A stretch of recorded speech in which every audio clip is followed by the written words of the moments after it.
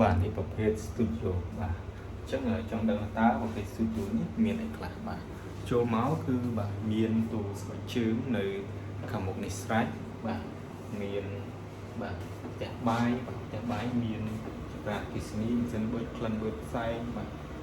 មានទូខាងលើខាងក្រោមបាទរួចយើងមាន space សម្រាប់ដាក់តុញ៉ាំអាហារមានសាឡុងបាទសម្រាប់អង្គុយលេងឬក៏មើលទូរទស្សន៍បាទ space យើងអាចដាក់ទូរទស្សន៍បានហើយបាទយើងមានបាទបន្ទប់ក្រែគេងបាទ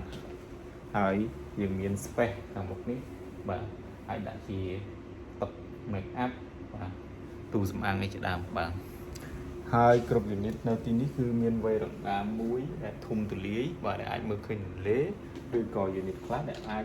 មើលឃើញទីក្រុងបានផងដែរបាទអញ្ចឹងសម្រាប់ studio នេះមានទំហំចាប់ពីបាទ48ម៉ែត្រការ៉េដល់59ម៉ែត្រការ៉េបាទ